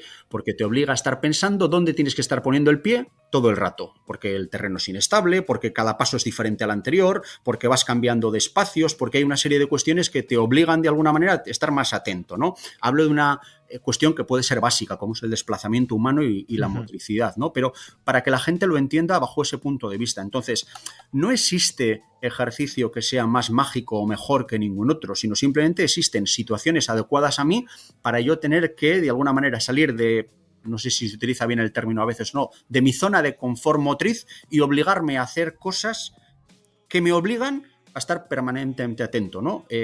Esto puede ser practicar una nueva actividad física o dotar de un nivel de dificultad añadido y mayor a la que realizo actualmente. Pues si es un paseo, me tengo que complicar el paseo, por así decirlo. Si es un deporte que es cíclico, como andar en bicicleta, y que tiene un nivel de dificultad, pues que es el que es, quizá pueda ir a entornos más inestables, como la bicicleta de montaña, por ejemplo, ¿no? Que me obliga quizá ya a tener otro tipo de cuestiones de equilibrio. Y bueno, hay una serie de sistemas de complejización de lo que es el movimiento, en los cuales cuanto más seas capaz de hacer complejo eso que estás haciendo, pues mejor trabajo estás haciendo para el deterioro cognitivo, porque el deporte tiene algo que las capacidades, vamos a decir, intelectuales, cognitivas, no motrices, no tienen, ¿no? Y es la cantidad de recursos mentales que necesitas para poder aprender un movimiento, muy por encima que para poder aprender un idioma, para poder aprender un cálculo matemático o algo que sea parecido, ¿no? Y esto es de alguna manera, que la gente creo que debe de saberlo. No hay nada como el movimiento para poder tanto predecir como prevenir el deterioro cognitivo. Pero ese movimiento tiene que ser un movimiento que te obligue de alguna manera a estar pendiente de lo que estás haciendo y que te obliga a poner el foco. Entonces, en algunos casos, yo os cuento un truco, por ejemplo, que hago yo para mí, ¿no? Cuando voy corriendo por el monte, corro una cantidad de intensidad importante, Hoy en día llevamos relojes para controlar pues, toda la monitorización, espacio, velocidad, tiempo y no sé qué. Yo me quito parámetros de ese reloj. Intento hacer cálculos mentales acerca de la media de velocidad que estoy llevando mientras estoy corriendo. Es casi ridículo la cantidad y probabilidad que tienes de cálculo a la hora de realizar lo que estás haciendo, porque una operación que te costaría escasos segundos y no necesitas ni un papel ni un boli porque lo harías mentalmente muy fácil, en el momento que la intensidad del ejercicio está aumentada vas a tener muchísimos problemas para hacerlo y te equivocas y tienes que repasarlo y tienes que volver a hacerlo, pero también es de alguna manera una forma de controlar exactamente hasta qué punto soy capaz de a determinado nivel de intensidad realizar tareas desde el punto de vista intelectual y me obliga de alguna manera a estar pendiente de no meter el pie, corro fundamentalmente por el monte, por un entorno inestable y ¿qué capacidad tengo de no romperme la crisma mientras voy corriendo porque tengo que poner el pie que tengo que ponerlo, pero paralelamente tengo que estar desarrollando otra tarea que no me permite relajarme demasiado? Porque para quien tiene ya cierto grado de experiencia corriendo por el monte, se puede llegar a despistar. Yo puedo pensar en cosas terriblemente divertidas mientras estoy haciendo ejercicio de cierta intensidad en el monte. Y eso no me conviene porque quiere decir que ya no me estoy estresando a mí mismo. Entonces me busco de alguna manera pues dificultades. Me imagino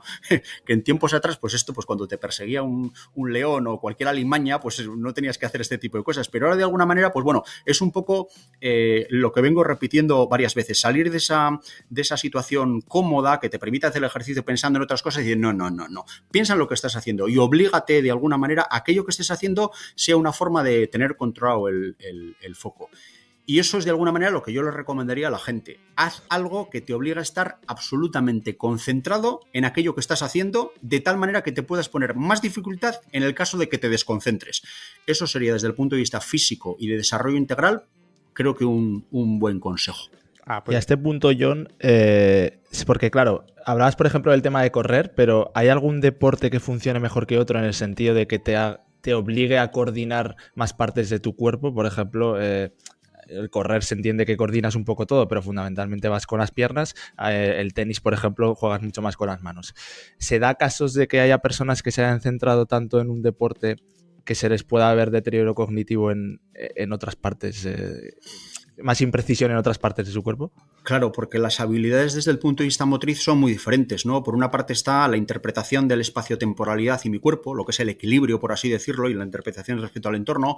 Otra es la capacidad de fuerza o de resistencia que puedas tener. Entonces, claro, cuanto más complejo es el deporte, más estás trabajando a la vez. No sé, una práctica que me parece interesante desde muchos puntos de vista es, por ejemplo, jugar a pádel. ¿Por qué? Jugar a pádel tiene una cantidad, vamos a decir, de incertidumbre por una parte, pero de control lo suficientemente buena. Hay mucha gente que se lesiona mucho jugando a pádel, pero porque realmente está haciendo cosas para las cuales no está preparada o juega una serie de juegos. Si echamos aquí unos peloteos y es al tanto y a ver quién hace más, a ver quién hace menos, pero no nos hace falta arrastrar un marcador y ver quién gana y ver quién pierde, ¿no? Me parecería entrar. Lo que pasa que, pues bueno, pues tenemos esa especie de niño no perfectamente bien adiestrado que lo que le gusta es jugar y lo que le gusta es el pique y a ver quién gana y a ver quién no gana. Bueno, es entendible desde el punto de vista emocional. Pero, por ejemplo, hay un deporte en el cual pues tienes que estar pendiente de un móvil que se está moviendo, que el otro está intentando tirarlo a un sitio donde tú no tienes que coger o que tienes que coordinarte con un compañero o compañera porque en un momento dado te puedes llegar a chocar con él. Entonces, claro, es un ejercicio físico que te exige mucho desde el punto de vista físico y cognitivo. No es el deporte que sea, desde el punto de vista físico, más exigente, tiene una pequeña cantidad de peligro porque la amplitud de movimiento es grande, pero bueno, no hace falta tener una condición física magnífica para poder jugar. Y sin embargo, intelectualmente te pide muchísimo, ¿no? En ese sentido, por ejemplo, pues el bádminton también estaría relacionado con eso, ¿no? Aunque la instalación quizá no sea tan conocida. El propio tenis iría en esa línea, ¿no? Y es muy beneficioso. Tiene un pequeño problema y el tenis se exige de una instalación que es relativamente grande y por lo tanto en entornos urbanos no es quizá fácil de encontrar y luego tiene un componente desde el punto de vista físico, claro, te hace falta tener mucha fuerza, mucha velocidad, mucha precisión y sin embargo, pues el pádel, y que nadie se me enfade, pues es un tenis de alguna manera minimizado y dices, bueno, si no vales para fútbol, pues igual vales para futbolín, ¿no? Que ahí la pelota no se escapa para ningún lado y le des como le des, pues siempre está bien dado, ¿no? Es una simplificación de ese ejercicio y creo que es útil. Pero en realidad, todo juego que tenga un adversario, aunque solo sea uno, va a ser complejo. Y si ya metes compañeros y adversarios en la tarea, ya va a ser muchísimo más complejo. Entonces, todos los juegos sociales, los juegos de salón, son terriblemente interesantes desde el punto de vista de complejidad.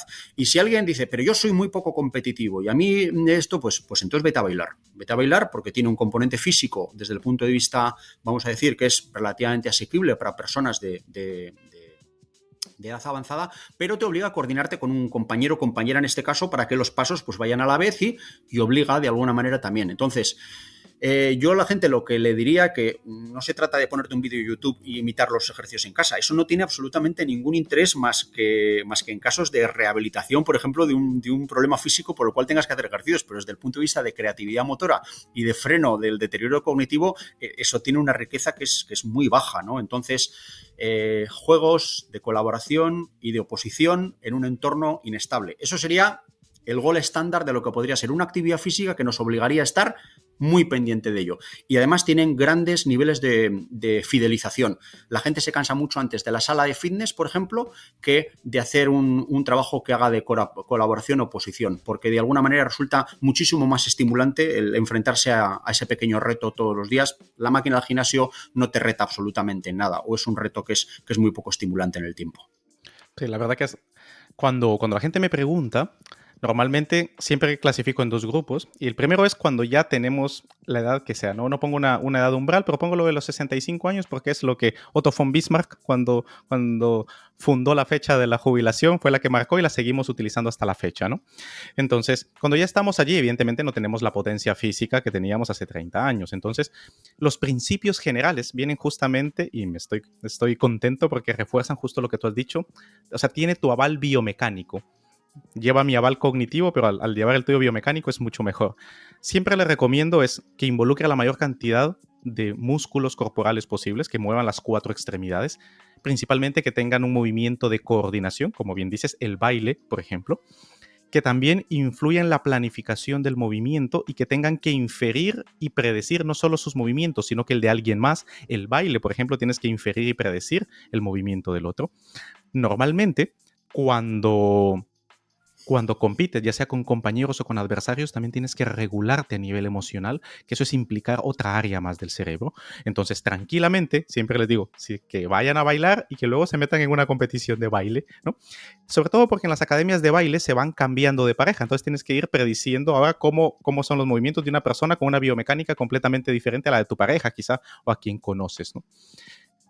Cuando se tiene menos de 65 años, vamos a decir los 50, los 65, evidentemente el margen es mucho mayor. Y ahí lo que dices, deportes de equipo, deportes que impliquen la coordinación de las 4 extremidades, que impliquen también espacio-tiempo, que impliquen, por ejemplo, como tú dices, proyectar un móvil, una pelota de fútbol, una pelota de baloncesto, tenis, pádel, lo que fuese, hacia un punto concreto, que involucra el ambiente, que si hay más viento o menos viento, si puedes correr más o menos, te puedes desplazar mejor o peor, si la temperatura es mayor o menor, si el adversario es más fuerte o menos fuerte que tú, cómo te vas a asociar, cómo vas a complementar tú a los objetivos del equipo, etc. Entonces, a mayor cantidad de cerebro implicado en una actividad motora propiamente dicha, mejores serán los beneficios para el deterioro cognitivo, tanto para prevenirlo, que aparezca en un primer lugar, como para enlentecer o disminuir su paso una vez que haya aparecido. Son los principios generales que les dejo, que concuerdan con los principios biomecánicos que tú nos has comentado.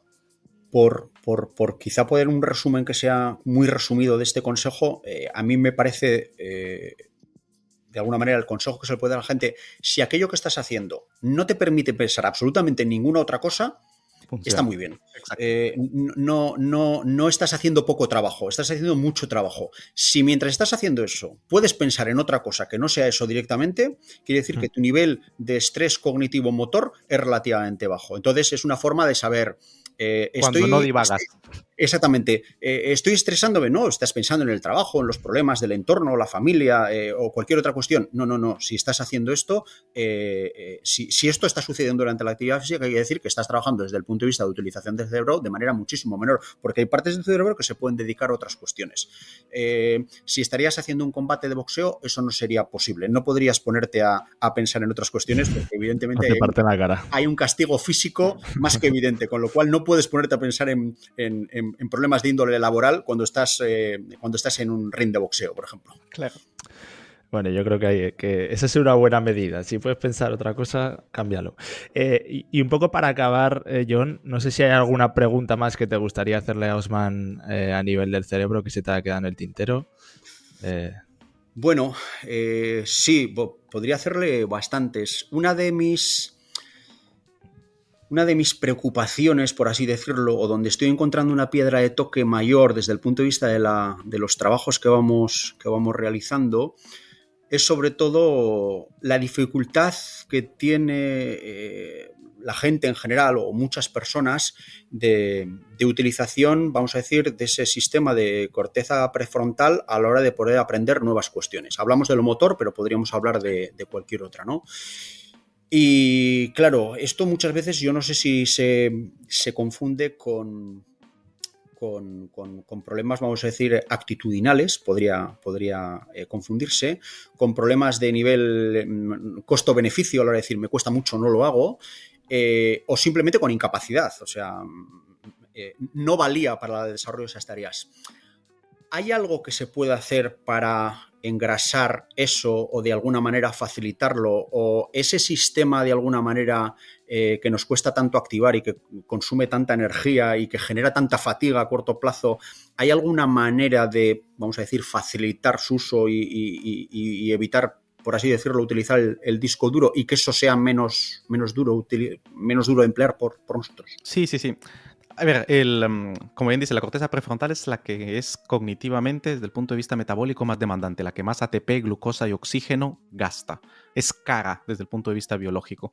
Ya por eso nos da pereza utilizarla y lo usamos poco en general, ¿no? Por eso tiramos de los heurísticos, tiramos de las emociones, de los prejuicios, de los estereotipos, porque es mucho más sencillo. ¿Cómo involucrarla? Hay que tener en consideración fundamental que la corteza prefrontal es la que nos ayuda a aprender cuestiones complejas. Está ahí para eso, para que todas las funciones básicas del cerebro nos permitan aprender cosas cada vez más difíciles y más complicadas y más complejas. Para engancharla hay unos pasos. El aprendizaje se basa en la memoria se basa en la atención y la atención se basa en la motivación. Y no son palabras utilizadas al viento, tiene un motivo.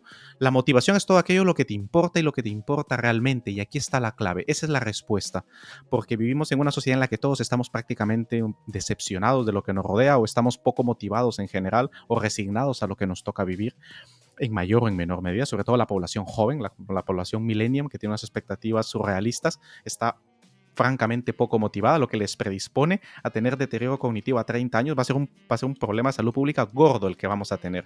¿Por qué? Porque si no estamos motivados, no atendemos, estamos simplemente viendo Netflix o en el móvil o TikTok todo el tiempo, sin implicar nuestra atención, y sin eso no hay memoria, y sin memoria no hay aprendizaje, y sin aprendizaje hay deterioro cognitivo garantizado. Entonces nos estamos enfrentando a un problema de salud pública de proporciones bíblicas en las siguientes décadas, ¿no? Entonces la respuesta empieza por donde hay que empezar, en la motivación. Encontrar realmente por ejemplo, cuando vas a tratar a una persona, cuando vas a querer que una persona involucre su pensamiento crítico, su pensamiento complejo, hay que encontrar qué hay allí para ella. Y si lo quiero utilizar yo, es qué hay aquí para mí.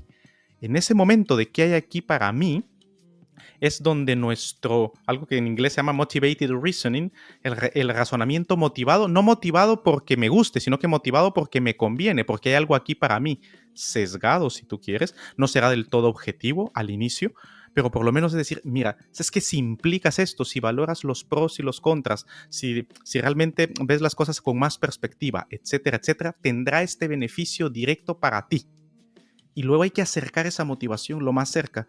El descuento que produce la atención en base al tiempo, es decir, bueno, te vendrá mejor, si haces esto te vendrá mejor mañana, en un año, en 10, eso el cerebro lo descuenta.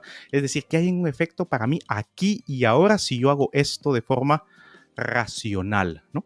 Entonces, implicando la motivación, disminuyendo el tiempo, el descuento por el tiempo, esto hace que nuestro cerebro atienda, pone todos sus recursos cognitivos allí porque nos importa, y a partir de allí se construye todo lo demás.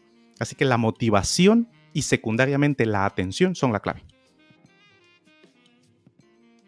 Sí, no me sorprende esto, pero bueno, está muy bien explicada y está muy bien justificada El arte es encontrar qué le gusta a la persona, qué le motiva a la persona. El quid de la cuestión está allí, en resonar con eso que a ti o a la persona a la que quieres hacer que utilice su corteza prefrontal, que resuene. Y al encontrarlo, por allí es donde realmente se puede empezar. Uno de los problemas, ahora que dices esto, me viene una imagen con la que me enfrento muy a menudo, ¿no? Uno de los problemas que tenemos a la hora de hacer una reprogramación desde el punto de vista motora de un movimiento es que si no se entiende por parte del deportista que tiene que reducir la intensidad y ser, de alguna manera, respecto al resultado de esa acción motriz, un poco más ajustado, es altamente probable que no vaya a conseguirlo. Quiero decir, si tú quieres aprender, pero al mismo nivel de intensidad que cuando lo practicas. Que lo haces cuando lo practicas de manera inconsciente, es absolutamente imposible que aprendas. O sea, tienes que reducir de alguna manera ese nivel de exigencia para poder de alguna manera liberar parte de carga cognitiva para poder dedicarla al aprendizaje de esto y luego vamos a decir que lo uno volverá a ser lo otro. Pero si no estás dispuesto, es uno de los problemas que tenemos pues con los runners, por ejemplo, ¿no? Dices, para poder aprender a correr bien, tienes que ir un poco más despacio para poder hacer los ejercicios que se te mandan o prestar atención a esto. Y esto cuesta mucho. ¿Por qué? Por lo que tú dices, porque la motivación realmente de la ejecución del running de ese deportista, un amateur, por ejemplo, realmente es correr a la intensidad que corre normalmente. Y partiendo de esa tarea busca una segunda, que es la que yo le he mandado. Y digo, no, olvídate. Si estás a tu tarea, no estás a la mía. Es imposible que atiendas a las dos.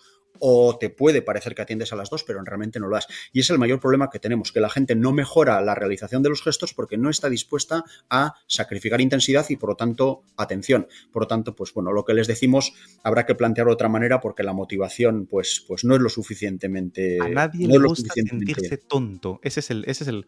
Cuando le obligas a alguien a disminuir, es decir, tú que ya eres bueno o te consideras bueno en algo, ¿me vas a venir tú a decir a mí que para aprender esto tengo que ser tonto otra vez? Ni de coña. Entonces el cerebro impone reacción, ¿no? Impone rechazo, perdón. Normalmente, por ejemplo, con la gente joven siempre se los vendemos, es decir, no, es que ahora no te vamos a hacer que hagas mejor ese movimiento, esa actividad. Lo que sí es que ahora mismo estás siendo un tenista, un futbolista, lo que sea, más consciente de tus capacidades que el que tienes aquí al lado. O sea, le damos a esa persona que algo, sobre todo a los jóvenes, algo que con lo que se pone ahora, tú ahora, haciendo esto, eres más consciente que el que tienes al lado. Vale. Entonces, eso ya les implica su corteza prefrontal. Y dice, vale. Entonces, quiere decir que estoy siendo más listo si hago esto, ¿no? Se les vende algo que es verdad, porque es real, para que el cerebro se involucre.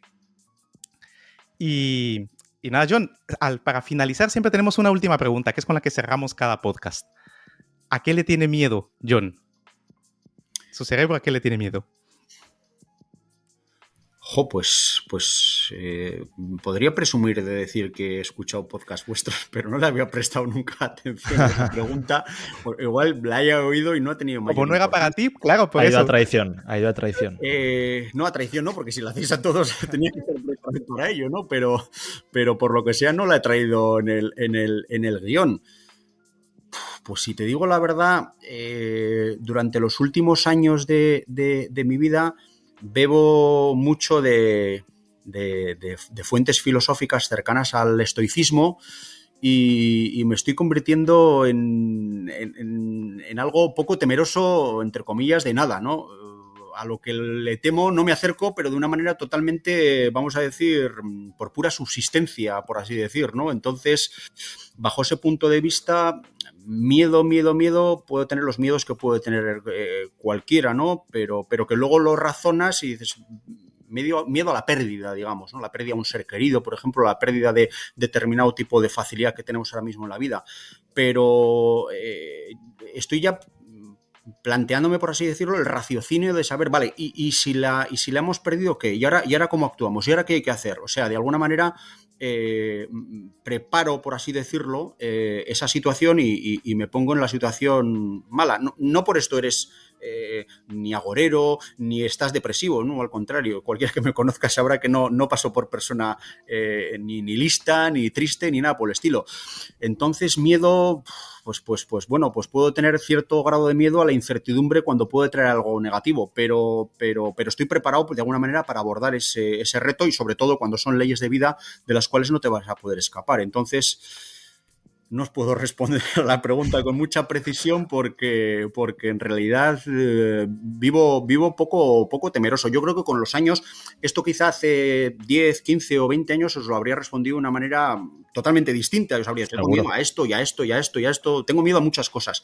Pero yo creo que también una cosa que te da la edad precisamente es ese desarrollo personal que te sirve pues, para controlar situaciones, saber dónde tienes que estar, dónde no tienes que estar, qué tienes que hacer, qué no tienes que hacer. Por supuesto, se te pasan todos los complejos, todas las vergüenzas y todo lo que de alguna manera ha sido característico hasta determinada edad.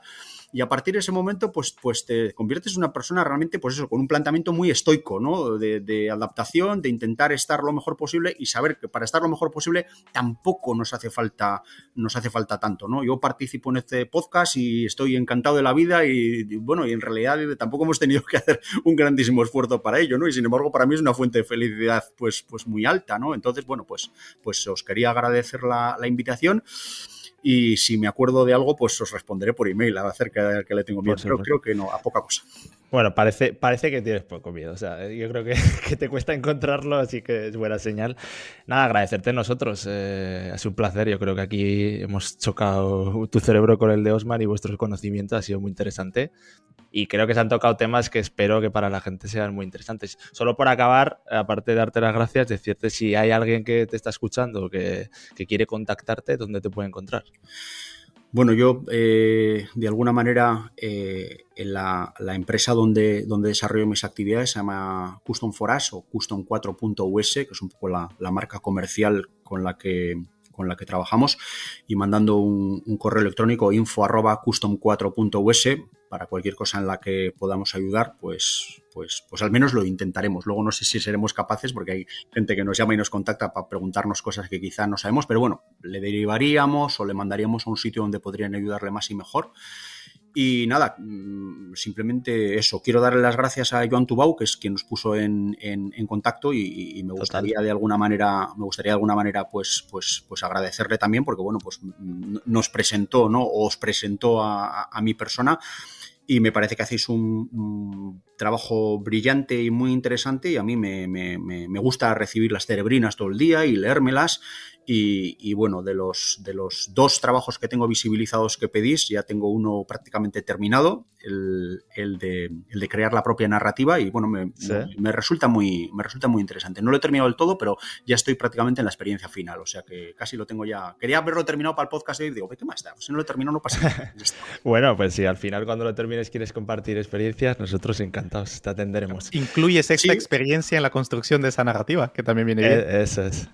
Sí, no, la verdad es que hay mucho feedback para dar, porque si lo quieres hacer bien y si quieres que esto realmente te remueva por dentro y te lo quieres currar, obliga a echarle tiempo y obliga a echarle cabeza.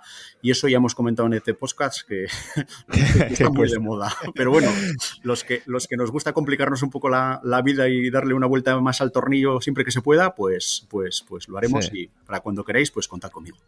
Por supuesto, y tú con nosotros igual. Osman y yo hay que decir que estamos dando una vuelta a ver cómo podemos hacer para que la gente pueda mirarse en el espejo el cerebro, para que así ya quieran fardar de cerebro. A ver si lo conseguimos. Estamos en ello. Y nada, por si acaso alguien está escuchándote lo de la cerebrina y tal y no sabe de qué va, que hay mucha gente que escucha el podcast pero que no sabe de qué va esto, pues la cerebrina es la newsletter que enviamos todos los días con una pequeña píldora de neurociencia que la lees en un minuto y te enseña algo nuevo sobre tu cerebro. Y te puedes suscribir en tucerebraldesnudo.com.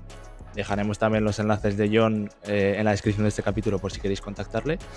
Y nada, un placer. Muchas gracias, Osman. Muchas gracias, John. Y al oyente nos vemos en la semana que viene. ¿Te ha gustado este podcast? Compártelo. Igual puedes ayudar a alguien. Y para dar el siguiente paso, suscríbete a nuestra lista de correo en tucerebraldesnudo.com. Recuerda, si no controlas tu cerebro, este te controla a ti.